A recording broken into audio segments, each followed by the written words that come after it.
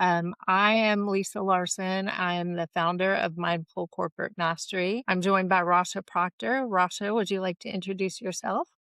Sure. My name is Rasha Proctor. I am the Chief Mindfulness Officer here at Mindful Corporate Mastery. So let me start with a simple question. Question is, think about the last high stakes decision that you made under pressure. This isn't a small decision. This is something big and it had consequences. It was something that was very meaningful. When you made that decision, did you feel calm, clear, or did you feel rushed and reactive as you were making that decision?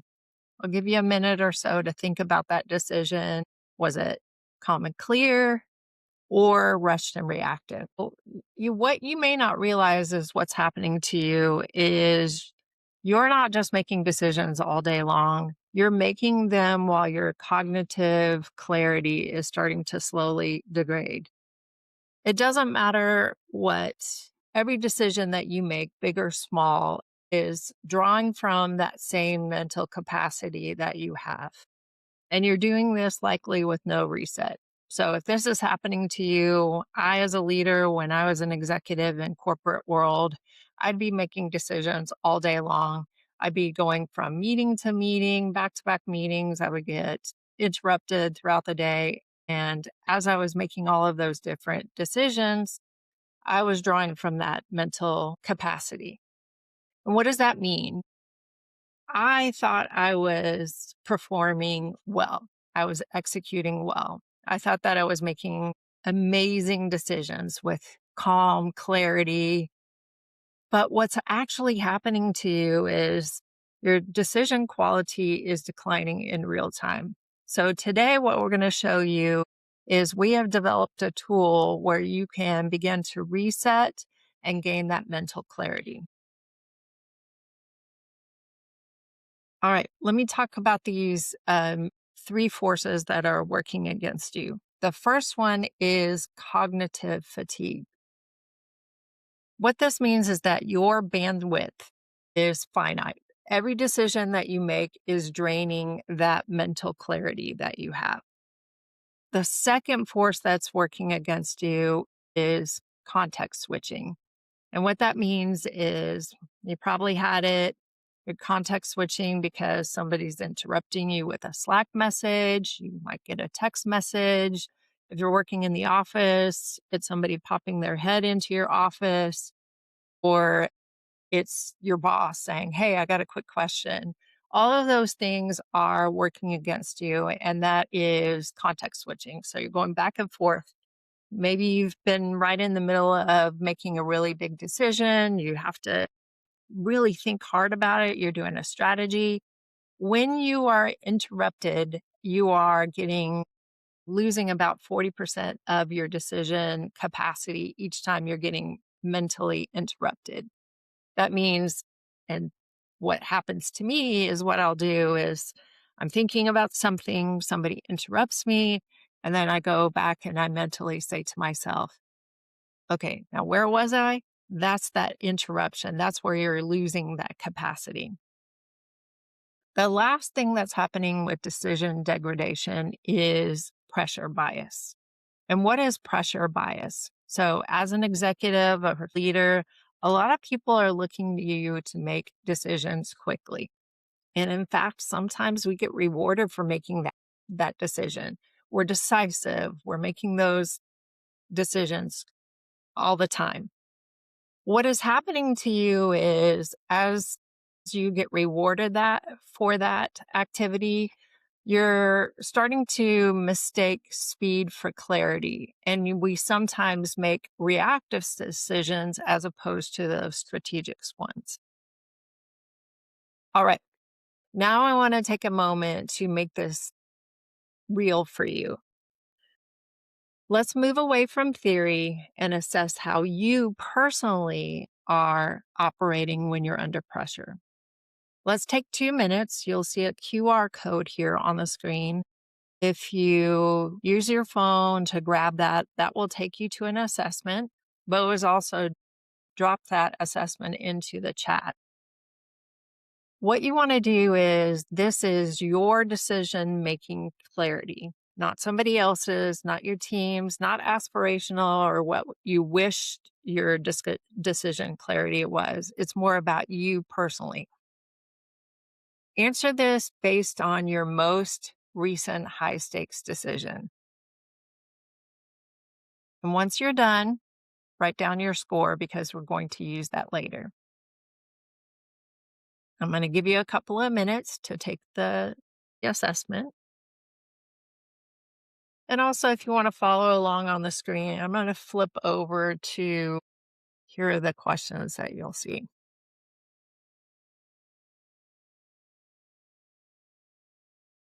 All right. The first question: do you find yourself hesitating on critical decisions under pressure? You feel that pressure, but you're hesitating.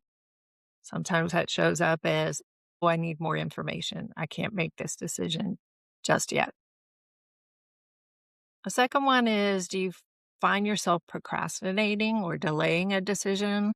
Maybe second guessing important choices or decisions? The next question that you'll see is mental fatigue. Do you find that as you get more tired, that fatigue sets in and it clouds your judgment? The next question is about constantly revisiting or changing decisions. This sometimes shows up for people as they lay in bed at night and they replay the day. So they think about all the decisions that they made throughout the day and they're replaying them and they're thinking to themselves, gosh, why did I say that? Why did I do that?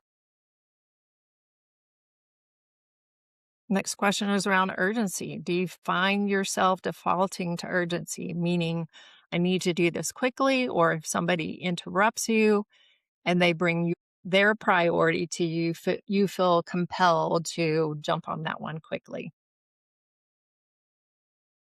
What about stress? Do you find that stress is diminishing your presence in conversation or your capacity in conversations? What about second guessing your judgment and high stakes decision? Again, just write down the answer or whatever your score was as you answer these questions.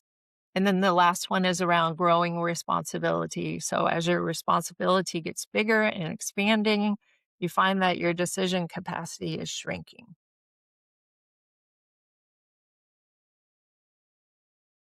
All right. So I want to introduce you to our methodology that we've created. So Rasha is going to take you through the next set of slides and we'll come back to that assessment at when we pick this back up. So Rasha, let's talk about gear.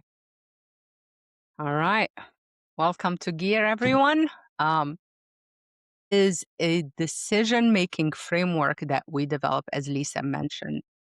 It is rooted in thousands of years of tranquil mindfulness and analytical meditation techniques that been proven over and over with the specific purpose of help practitioner to stay steady and grounded under tremendous stress while also thinking clearly and creatively.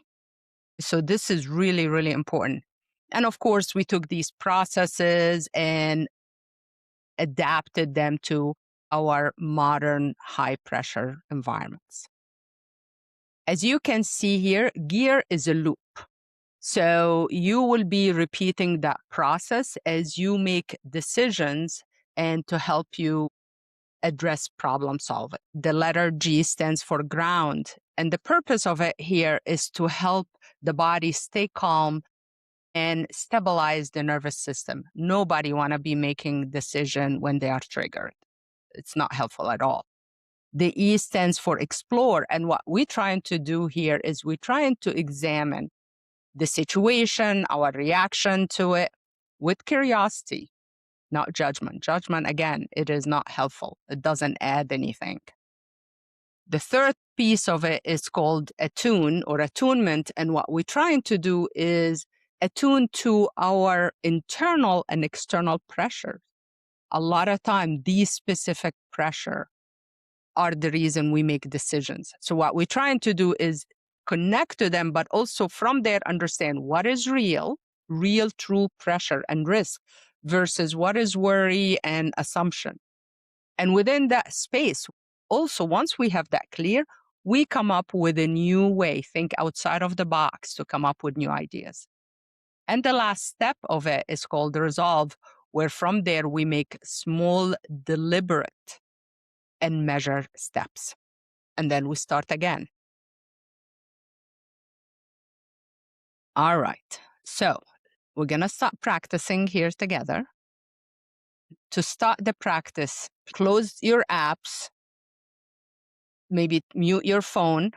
Have a piece of paper handy. You're going to be writing some notes, and this is really, really important.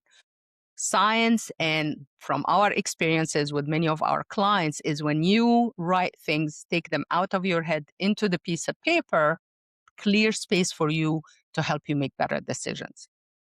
You also want to be sitting, find a comfortable seated position. You want your feet grounded on the floor. You want to feel your feet on the ground, spine tall, top of the head straight to the sky, shoulders relax from the ears. You can close your eyes, and I'm going to guide you through the grounding piece here to, again, remember, we're trying to calm the body and stabilize the nervous system to start this process. All right. When you're ready, go ahead, close the eyes or look straight on the floor in front of you. And we're just going to take 3 breaths here. If your mind wanders, gently bring it back to your breath.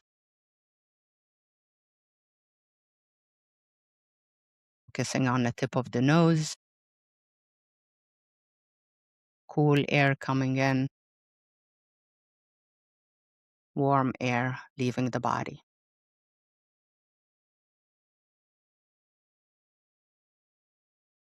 Now place one hand on the chest and the other on the belly. Focus on the sensation of your hands, the weight, the warmth touching your skin, your shirt, blouse.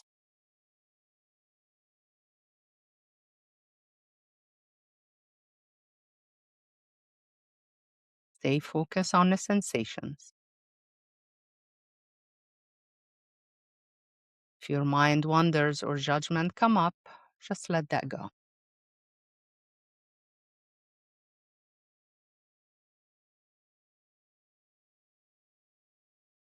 Relax the hands in your lap or on your thighs. Eyes still closed.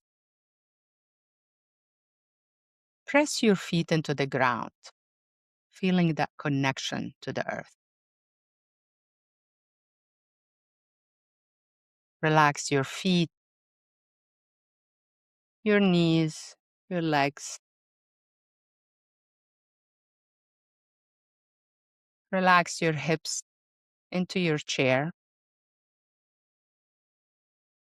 Spine tall and regal. Relax your shoulders away from your ears, elbows by your side. Unclench your jaw. Clear your forehead.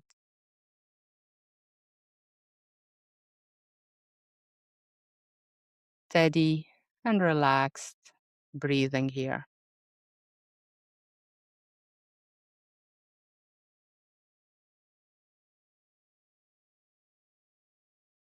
Now bring to mind that one decision that we ask you guys to bring in here. Just that one decision. Bring it to mind and put it in front of you with your mind's eye. See that decision that you need to make. Think about it from your perspective. At the end of the day, that's really the most perspective or most way we look at things. Now ask, what is really the issue here? and what outcome is needed for you.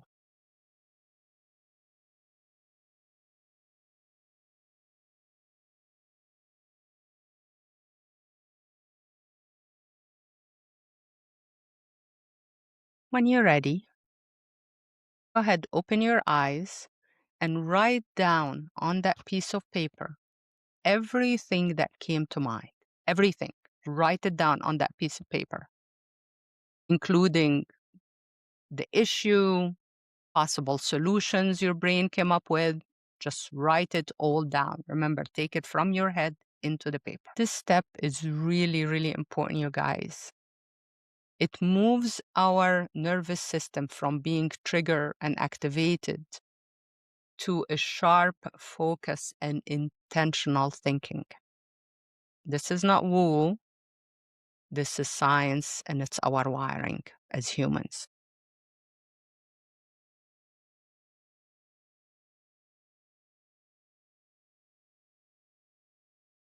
All right. When you're ready, go ahead, put the pen down, and just let's take a couple of breaths here. You'll notice I'm going to be taking you in and out from an activity to come back and breathe, to an activity and come back and breathe. And again, we always want to keep the nervous system stabilized as we make important decisions.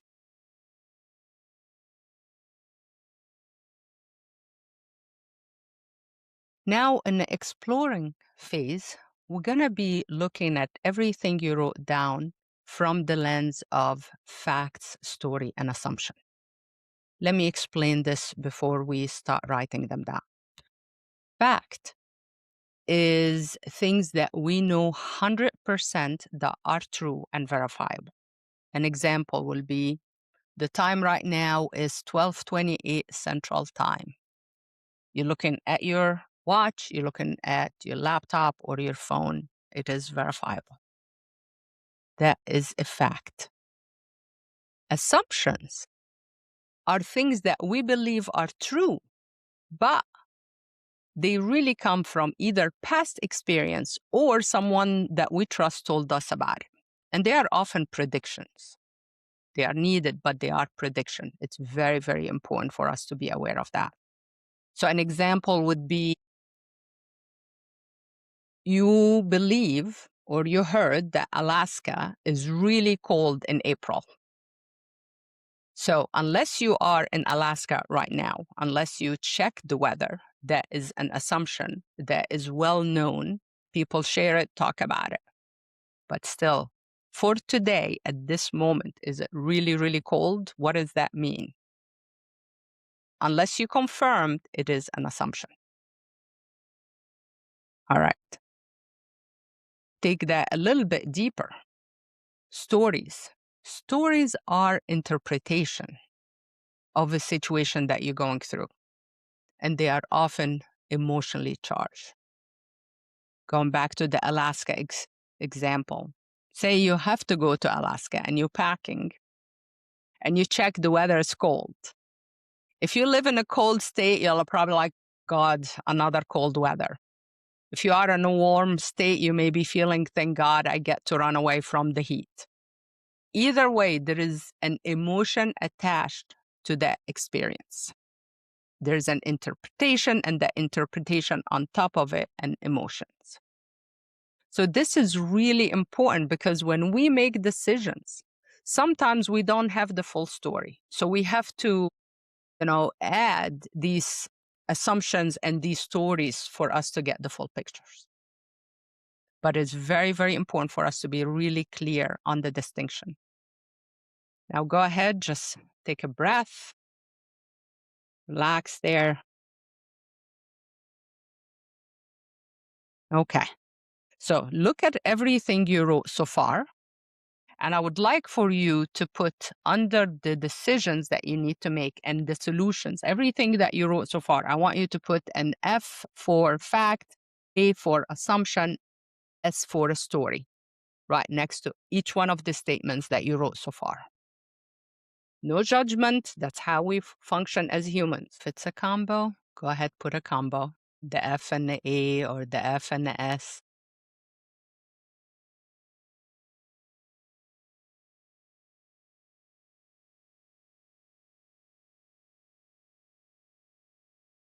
Okay. Now, when you're done, I just want you to take a quick look and see high level how many facts, stories, and assumptions that came up. As I mentioned, a lot of times we don't have the full facts and we have to rely on assumptions and stories to complete the pictures. This is a really important step in the gear process. We get real honest here about where our decisions are actually coming from. This helps us not just reduce reactivity, but it make us really aware on when we're making decisions so that when we see the decisions going down the wrong path, we are able to pivot quickly. We're not attached to them. They are not fact. They are coming from stories and assumption we had to make. It is what it is. Okay. Once again, let go of the pen. Come back. Maybe close your eyes if you like. Just a couple of breaths here. Make sure your shoulders relaxed. Your teeth are unclenched. Your forehead is clear. You're not frowning.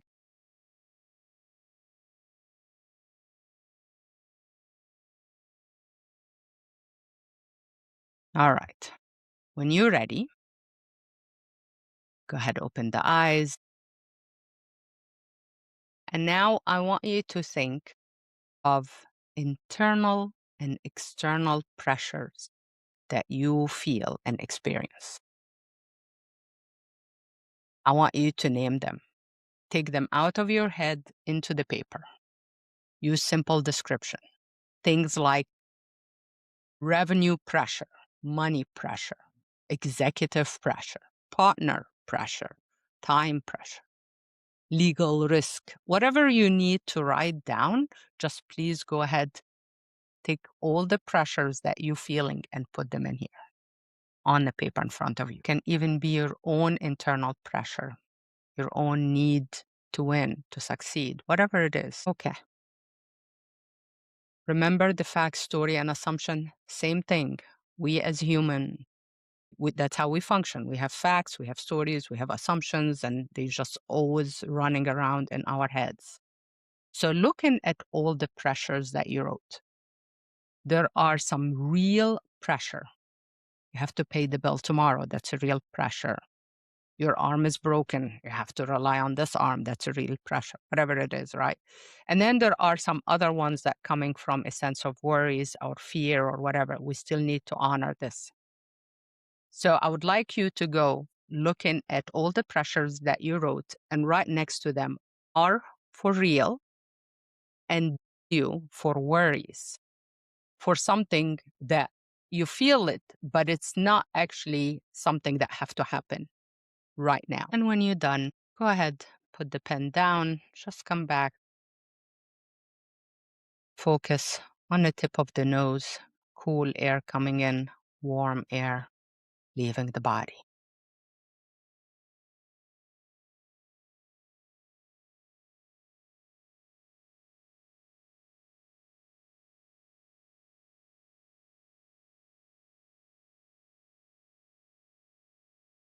The cool last step here in attunement is I want you to think outside of the box.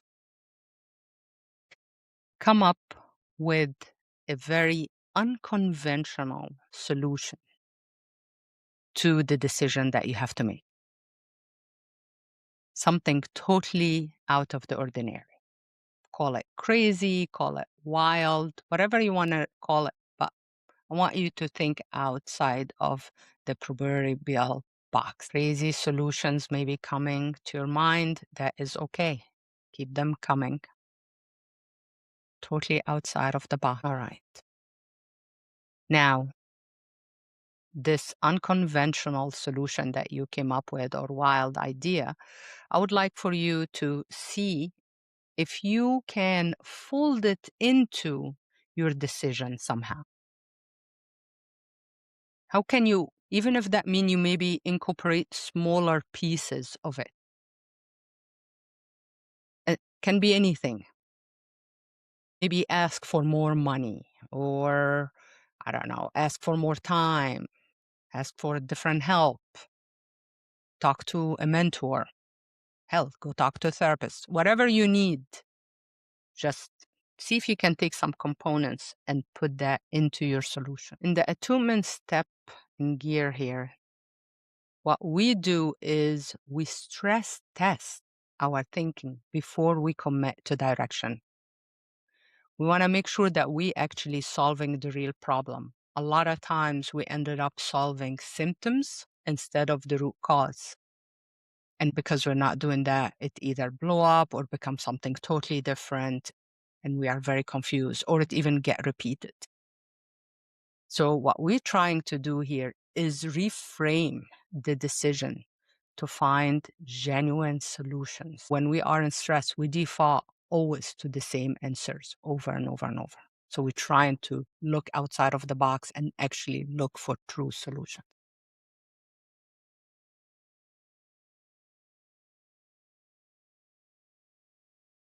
All right, we are almost there, you guys. Look at what you have captured so far: the decisions, the solutions, the pressures. Now, see if you can come up with one small next step, just one, something that will nudge the decision forward by 1%. It can be something where either maybe create momentum or maybe to help you clarify a little bit more information. What you're looking for here is progress, more clarity. You're not looking for war of peace. We're not looking for a full solution. You are looking for a little more clarity. That's the progress we aiming for here. In the resolve step of gear, what we are building here is the habit of moving forward, even when we don't have a picture, because a lot of time ambiguity just overwhelms us. So what we're trying to find here is clear, small actions to help us clarify what are the next steps that are needed. Once you take that, I promise you something else will come up clearer right after, because that's how it works. Clarity is not certainty. All what clarity do is kind of help um, shed the light a little bit from an ambiguous situation. And when you're done, go ahead, put your pen down, come back to your chair, close your eyes, and place your hand either in your lap or on your chest and your belly.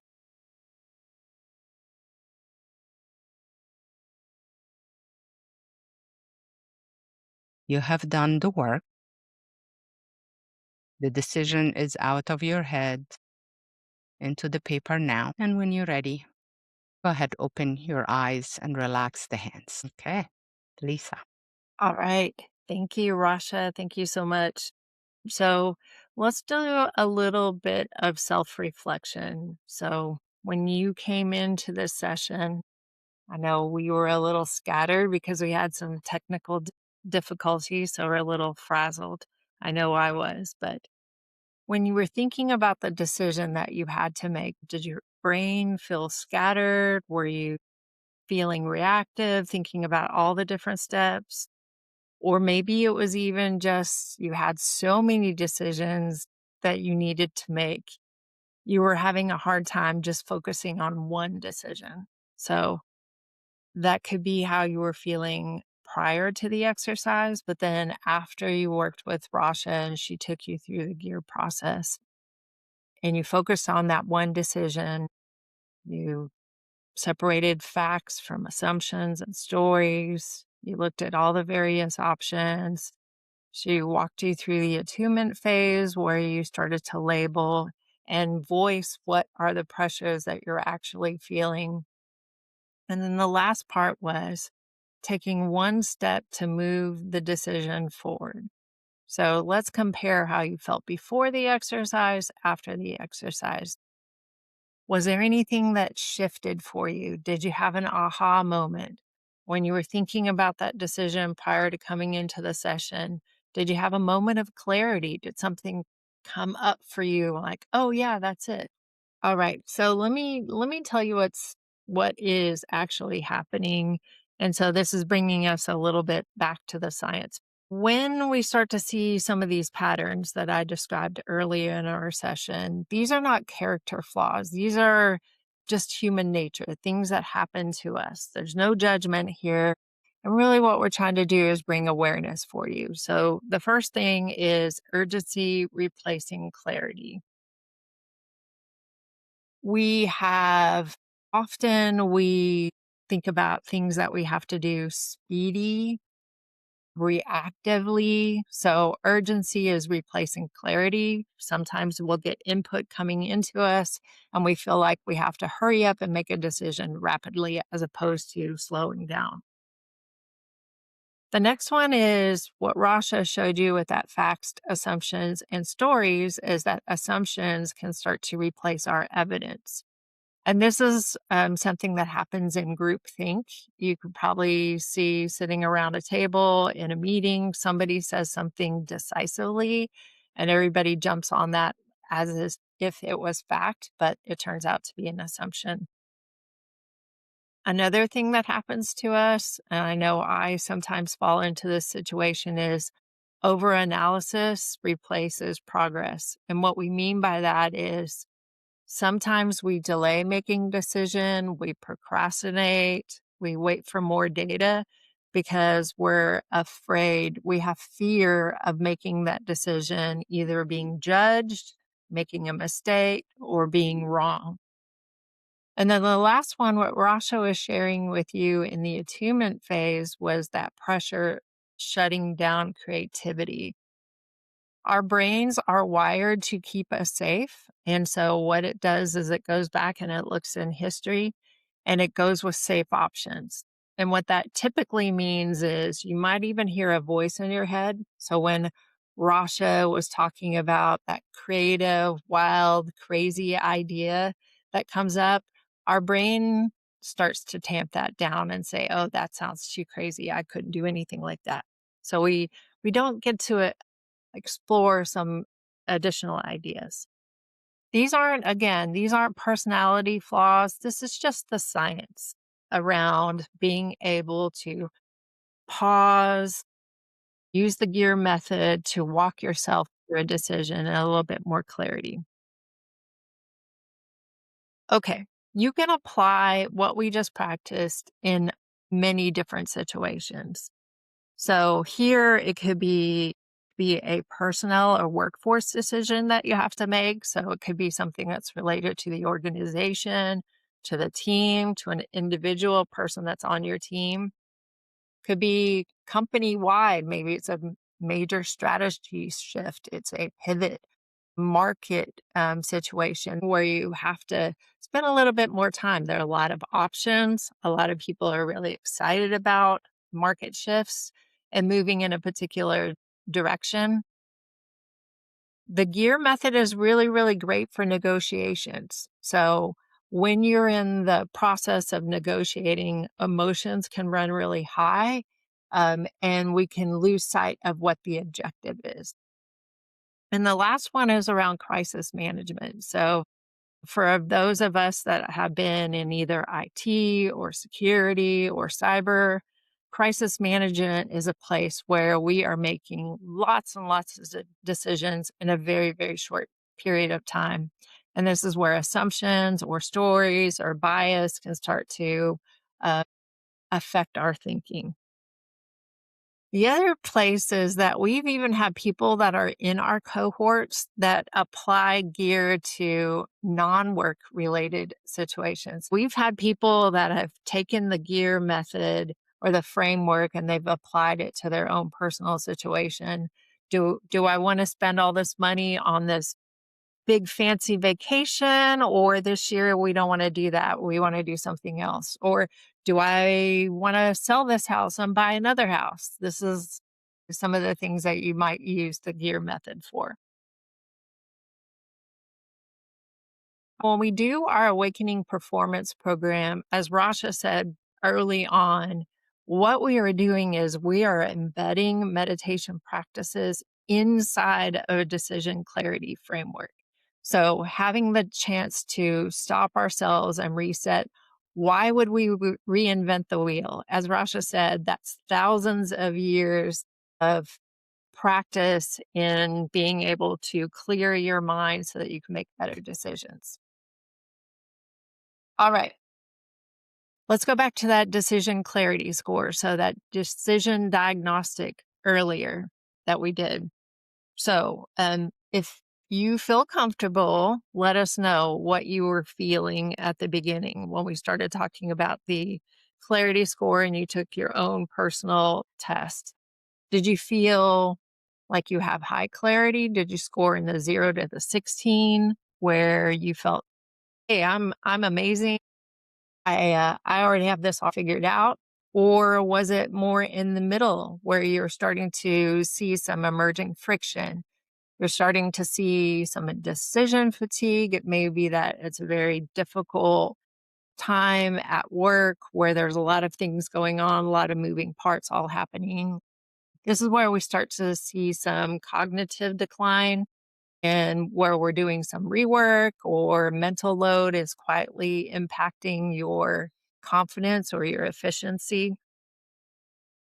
What about in the end where you felt like decision degradation is really affecting you? This could be, we've had people that have been in our cohorts where they just feel frazzled. They're always waiting for the next bad thing to happen. So they're in very, very high pressure situations. It also could mean that you have a really difficult time sleeping because when you go to sleep and you're laying in bed, you're ruminating or you're replaying the day. And so that could be where you're starting to see that degradation. Okay. So if you started to see that you were in that 29 to 40 where you were starting to see that degradation in affecting your decision clarity, we are offering a limited number of one-on-one sessions totally free. So if you want to book a call, you can book that with me and we can go over your diagnostic and a little bit more. In 20 minutes, we'll look at your score. I'll spend a little bit of time with you. If you want to schedule some time with Rasha too, she could build meditation with some of those resets into daily activities. Last slide here is we've got three different options here if you want to take this work a little bit further. The first one is a decision degradation cost index. So if you were starting to feel like you were getting into that higher level, we can analyze a little bit further where is that breaking down and what is the cost to you, to your team, to your organization as your decision clarity degrades. The second one in the middle part is our Awakening Performance cohort that's coming up. We're starting our next program at the end of April, and this is a 12-week program to build the habit. So we spent a lot more time on different types of meditations. We bring awareness meditation, analytical meditation. You are working with a group of people. You all are learning together and building that habit using the GEAR method. And then the last one is our leadership clarity workshop, where we come on site. We do a 1 day with you and your leaders. It's an intensive. This is where we start to identify what are the decision bottlenecks that are happening in your organization. We create alignment on priorities and the next actions. That's part of the process. And this is best for teams that are needing that immediately clarity and alignment. We have some additional tools. We've got a Spotify playlist. Rasha has recorded a number of really nice sessions for you to just listen to audio. We're on screens all day long, so we have some Spotify sessions. We'll put this onto our YouTube channels. Appreciate everybody for joining us today. Have an amazing weekend, and thanks so much. Bye, everybody.